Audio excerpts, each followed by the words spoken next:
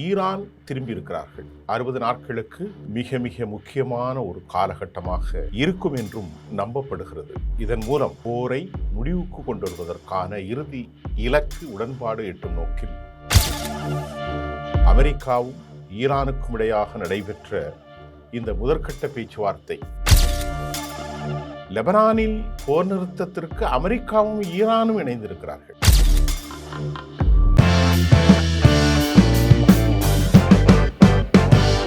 நேயர்களே, இன்றைக்கு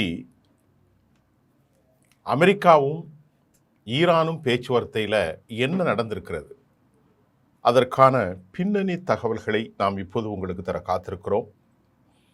நேர்மறையான முன்னேற்றம். அது என்ன நேர்மறையான முன்னேற்றம்? அமெரிக்கா ஈரான் பேச்சுவார்த்தை முதல் சுற்று குறித்து மத்தியஸ்தர்களின் கருத்து.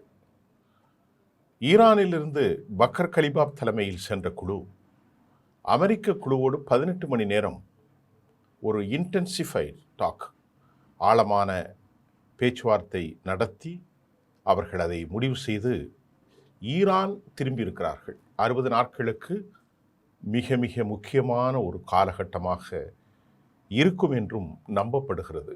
இதன் மூலம் போரை முடிவுக்கு கொண்டு வருவதற்கான இறுதி இலக்கு உடன்பாடு எட்டும் நோக்கில் அமெரிக்காவும் ஈரானுக்கும் இடையாக நடைபெற்ற இந்த முதற்கட்ட பேச்சுவார்த்தை ஒரு நேர்மறையான முன்னேற்றத்தோடு முடிவடைந்துள்ளதாக மத்தியஸ்தர்களாக செயல்படக்கூடிய கத்தரும் பாகிஸ்தானும் தெரிவித்துள்ளன. நேற்று திங்கட்கிழமை அதிகாலை வெளியிட்டிருக்கக்கூடிய ஒரு ஜாயின்ட் புரோக்ளமேஷன் ஒன்றில் 60 நாட்களுக்குள் இறுதி உடன்பாட்டை எட்டுவதற்கான ஒரு செயல்திட்ட குழு, ஒரு உயர்மட்ட குழு ஒப்புக்கொண்டுள்ளதாகவும் கூட கத்தரும் பாகிஸ்தானும் தெரிவித்திருக்கிறார்கள். இதற்கிடையிலே லெபனானுடைய மோதலை எப்படியாவது முடிவுக்கு கொண்டு வருவதில் குறிப்பிடத்தக்க முன்னேற்றம் ஏற்பட்டுள்ளது என்று ஈரானின் வெளிவிவகாரத்துறை அமைச்சர் அப்பாஸ் அராக்சி கூறியிருக்கிறார். புரிந்துணர்வு கையெழுத்து ஒப்பந்தத்தில் 60 நாட்களுக்குள் இறுதி ஒப்பந்தத்தை உடன்பாட்டை எட்டுவதற்கான உறுதிமொழியும், லெபனான் உட்பட அனைத்து களமுனைகளிலும் மோதலை முடிவுக்கு கொண்டு வருவது மற்றும் ஹெர்முஸ் நீரிணை மீண்டும் திறப்பது குறித்தும் இவற்றில் அடங்கும். ஹெர்முஸ் நீரிணை வழியாகத்தான் வணிக கப்பல்கள் பாதுகாப்பாக செல்வதை நோக்கமாக கொண்டு அதன் மூலம் நடந்த சம்பவங்கள் மற்றும் தவறான புரிதல்களை தவிர்ப்பதற்கான ஒரு தகவல் தொடர்பு வழித்தடம் உருவாக்கப்பட்டுள்ளதாகவும், அதாவது ஃபேக்ட் செக்கிங் சென்டர் கமாண்ட்மெண்ட்ஸ் என்று சொல்வதை போன்று ஒரு உண்மை அறியும் குழு ஒன்றையும் இந்த குழு அங்கே நிர்ணயிப்பார்கள். சில காலம் அவர்கள் அங்கே தாமதித்து எல்லா நடவடிக்கைகளும் கண்காணித்து அவர்கள் பரஸ்பரம் கருத்து தெரிவிப்பார்கள். இது தவிர்த்து லெபனானில் இராணுவ நடவடிக்கைகளை, மோதல்களை முடிவுக்கு கொண்டு வர மத்தியஸ்தம் செய்கிற இந்த நாடுகள் அமெரிக்கா, ஈரான் மற்றும் லெபனான் ஆகிய நாடுகளுக்கிடையே ஒரு மோதல் தவிர்ப்பு குழுவை உருவாக்குவதற்கும் இருதரப்பும் ஒப்புக்கொண்டுள்ளதாக அவர்களின் அறிக்கை தெரிவிக்கின்றது. இதில் நல்ல கவனிங்க, இது ரொம்ப விசேடமான வார்த்தை. லெபனானில் போர் நிறுத்தத்திற்கு அமெரிக்காவும் ஈரானும் இணைந்திருக்கிறார்கள். நல்ல கவனிங்கள், இதுவரை இது சாத்தியமற்றது. அமெரிக்காவும் ஈரானுக்கும் அமெரிக்காவுக்கும் இடையிலே சமாதானத்தை செய்வதற்கு மற்றவர்கள் இருந்ததை ஒரு நிலை மாறி லெபனானின் போர் நிறுத்தத்தை கண்காணிப்பதற்கு அமெரிக்காவும் ஈரானும் லெபனானும் அங்கே இணைந்த ஒரு குழுவை நியமனம் செய்வதற்கு அவர்கள் எடுத்திருக்கிற முடிவு மிகுந்த முக்கியத்துவம் வாய்ந்தது. இது தவிர்த்து புரிந்துணர்வு ஒப்பந்தம் கையெழுத்தானதில் இருந்து தெற்கு லெபனானில் ஹிஸ்புல்லா மற்றும் இஸ்ரேலிய படைகளுக்கு இடையேயான அந்த மோதலை, சண்டையை இப்பொழுது அதிகரித்து வருகிறது. பெரிய ஆபத்தான போக்கு. இஸ்ரேல் வான்வெளி தாக்குதல்களில் பெண்கள் மற்றும் குழந்தைகள் உள்பட லெபனானியர்கள் படுகொலை செய்யப்பட்டு கொண்டிருப்பதாக லெபனானுடைய சுகாதார அமைச்சகம் பதட்டம் அதித்ததின் காரணமாக இந்த செயல்களை அவர்கள் அறிவித்திருப்பது மட்டுமல்ல, ஹிஸ்புல்லா இஸ்ரேலுக்கிடையே வெள்ளிக்கிழமை என்று கடந்த வாரம் அமெரிக்கா ஒரு புதிய போர் நிறுத்தத்தை அறிவித்தது.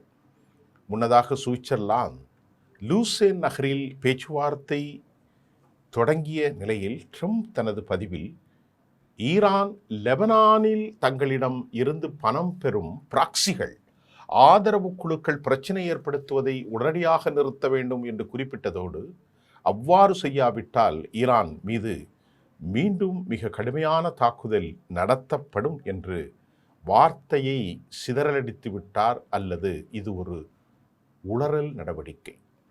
இதற்கு பதிலளித்த ஈரானுடைய முதன்மை பேச்சுவார்த்தை தலைமை பேச்சுவார்த்தையாளர் முகமையாளர் ஜனாப் முஹம்மது பக்கர் கலிஃபாஃப் அவர்கள் மிரட்டல்களுக்கு ஏதேனும் பலன் இருந்திருந்தால் இன்று அவர்கள் இந்த அவநம்பிக்கையான சூழ்நிலையில் இருந்திருக்க மாட்டார்கள் என்று அவர்கள் நினைக்கவில்லையா? அவர்கள் எவ்வளவுதான் பேசினாலும் நாங்கள் தான் நடவடிக்கை எடுக்கிறோம் என்று கூறினார். உங்களை புரிந்து கொள்ளுங்கள், எவ்வளவு சொல்லியிருக்கிறார். அது கடைசி செய்தியில் இதை சொல்ல வருகிறேன். ஞாயிற்றுக்கிழமை என்று மோதல் குறைந்ததாக தகவல்கள் வந்த நிலையில் வடக்கு இஸ்ரேலை பாதுகாப்பதற்கு தேவையான காலம் வரை இஸ்ரேலிய இராணுவம் தெற்கு லெபனானில் நீடிக்கும் என்றும் இஸ்ரேல் பிரதமர் பெஞ்சமின் நெதானியாகு தெரிவித்தார் அல்லது வலியுறுத்தினார். தெற்கு லெபனானில் இஸ்ரேலிய இராணுவத்தின் இருப்பை ஹிஸ்புல்லா தலைவர் நயம் கசீம் நிராகரித்ததோடு ஹிஸ்புல்லா தன்னை தற்காத்து கொள்ளும் என்று கூறினார்.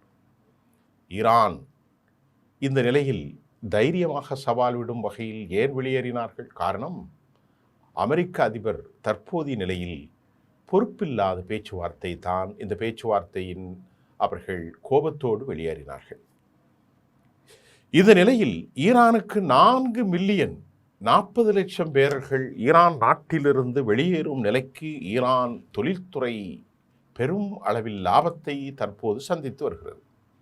40 லட்சம் எண்ணெய் பேரல்கள் 4 மில்லியன் ஈரான் நாட்டிலிருந்து வெளியேறும் நிலைக்கு ஈரானுடைய வர்த்தகத்துறை மிக பெரும் அளவில் உயர்ந்து வரும் நிலையில் உலகத்தின் பல்வேறு நாடுகள் மத்தியில் ஈரான் தனது தொடர்புகளை அதிகரிக்கும். இந்த 60 நாட்கள் பூரண போர் நிறுத்த ஒப்பந்தம் நடந்த பின்பு என்பதும் 60 நாட்களில் சமாதானம் நிறைந்த ஒரு நிரந்தர பாதுகாப்பு சூழலை ஏற்படுத்தும் வகையிலும் இது அமையும் என்பதும் யதார்த்தமான உண்மை.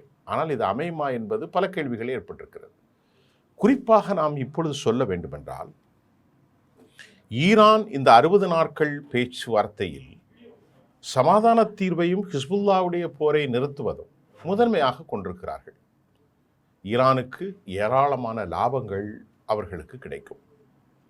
குறிப்பாக சொல்வதென்றால் 60 நாட்கள் முடிந்த பிறகு முதன்மையாக ஈரானுடைய சொத்துக்கள் $167 பில்லியன் என்று சொல்லப்படுகிறது.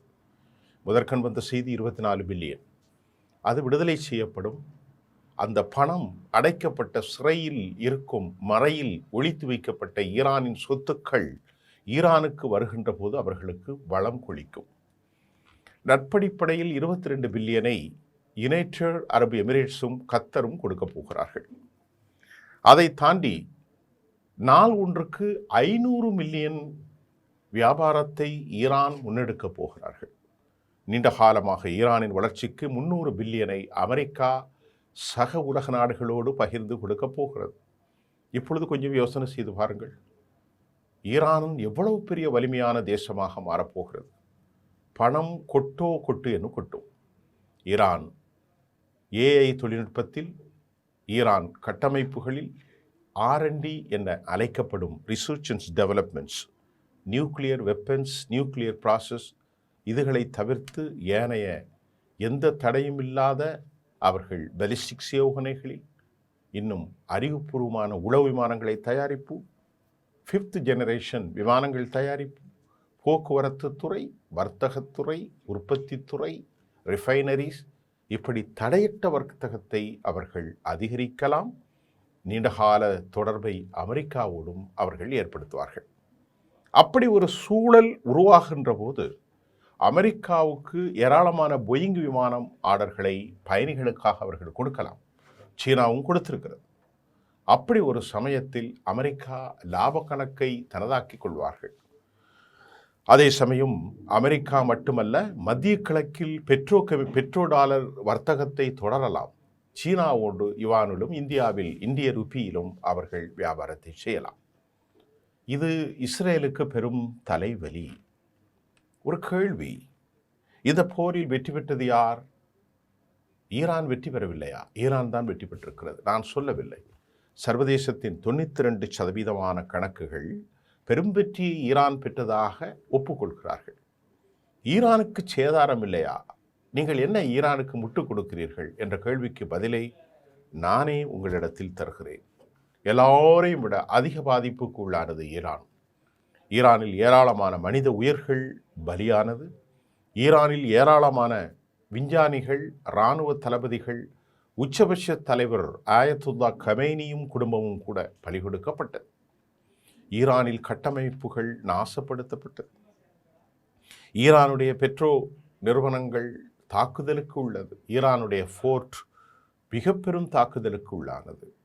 வீடுகள், அழிவுகள், பொது வர்த்தக நிறுவனங்கள், இராணுவ தளவாடங்கள், ஏவுகணை தளங்கள், கப்பல்கள் எல்லாம் உருக்குலைந்தது. ஆனால் என்ன? ஈரான் ஒருபோதும் தன் நிலையிலிருந்து இறங்கிவிடவில்லை. அவர்கள் அதற்கு காரணம் மதிகொண்ட மதிநுட்பமான அந்த இராணுவ தலைமை. ஒரு நாட்டில் தலைமை விழுந்தால் ஏனைய இறக்கைகள் ஒடிந்துவிடும். ஆனால் ஈரானில் அது ஒடியாததற்கு காரணம் நாட்டில் இருக்கும் 31 ப்ராவின்சஸ். நீங்கள் புரிந்து கொள்ள வேண்டுமென்றால் மாகாணங்களுக்கான அதிகாரத்தை, சுயாதீனமான அதிகாரத்தை கொடுத்ததால் சென்காமின் மத்திய தலைமை கவிழ்ந்தாலும் 31 மாகாண தலைமை தனது செயல்பாட்டை வடிவமைத்து கொண்டது ஈரானின் மாபெரும் வெற்றிக்கு வித்தாக அமைந்தது. உச்சபட்ச தலைவர் செதலி காமினி அவர்கள் படுகொலை செய்யப்பட்ட போது கூட 31 மாகாணத்தின் சுயாதீன அரசுகள், இராணுவ தலைமைகள் ஆயுதங்களை பெறுவதோ தாக்குதல் நடத்துவதிலோ அவர்கள் தோல்வியடையவில்லை. இதுதான் ஈரானின் வெற்றிக்கான வழி. ஈரானுடைய வலிமையான சித்தாந்தம் அமெரிக்கர்களையும், யூரோப்பியர்களையும், மற்றும் உண்டானவர்களையும், இஸ்ரேலியர்களையும் கதிகலங்க செய்தது. ஈரானுடைய தொழில்நுட்பம், பெரும் அளவிலான தொழில்நுட்பத்தை செல்ஃப் ரிலையன்ட் என்று சொல்வார்கள். அவர்கள் சொந்தமாக தயார் செய்தார்கள். ஏராளமான ஏவுகணைகளை, ஆளில்லா விமானங்களை, உளவு விமானங்களை, ட்ரோன்களை அவர்கள் மலைகளுக்கு கீழ் குடைந்து வைத்திருந்தார்கள்.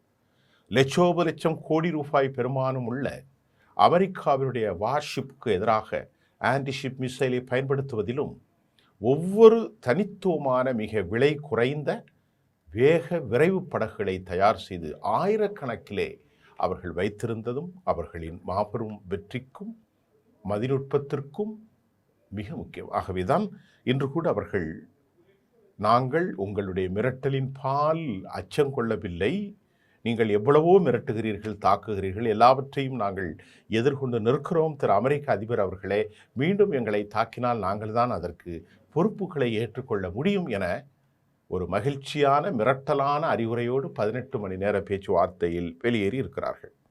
இப்பொழுது 2 பேருக்கும் சிக்கல் வருகிறது. ஒருவருக்கு போரை செய்ய வேண்டும், அமெரிக்காவுக்கு போர் செய்யக்கூடாது. ஹிஸ்புல்லாவை கட்டுப்படுத்தவில்லை என்றால் இஸ்ரேலுக்கு எதிராக நடவடிக்கைகளை நாங்கள் ஒருபோதும் மௌனியாக்கப் போவதில்லை என்று நயீம் கசம் அறிவித்திருக்கிறார். ஆகவே இஸ்ரேல் ஒரு மனித விரோத நாடு என்று காயா கசல் அவர்களும் அறிவித்திருக்கிறார்.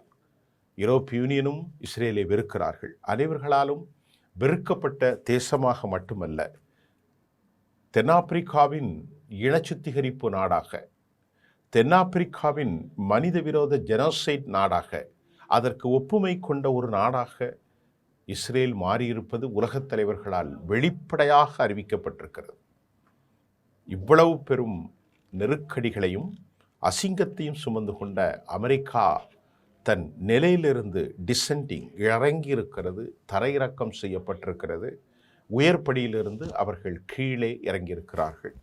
உலகத்திற்கு இந்த செய்தி ஒன்றை சொன்னது, யார் வெற்றி பெற்றது என்பதை விட, ஈரான் வெற்றி பெற்றது என்பதை நாம் சொல்வதை விட, யாராலும் வெற்றி கொள்ள முடியாத ஒரு மாபெரும் சக்தி பேசி முடித்து கொள்ளலாம் என அழைத்து, ஒரு முறையல்ல, 2 முறையல்ல, 5 முறையல்ல, பல முறை பலமுறை அழைத்து தற்போது அந்த பேச்சுவார்த்தை 60 நாட்களுக்குள் உலகத்தின் ஒட்டுமொத்த மத்திய கிழக்கின் பார்ஷியன் வளைகுடாவில், பாரசீக வளைகுடாவில் முகத்தை, அதன் செயல்பாட்டை மாற்றும் என்பதில் எந்த மாற்று கருத்தும் நமக்கு இல்லை என்பதே உலகப் பார்வையின் பால் நாம் இன்றைய கருத்தாக இருக்கிறது. நன்றி.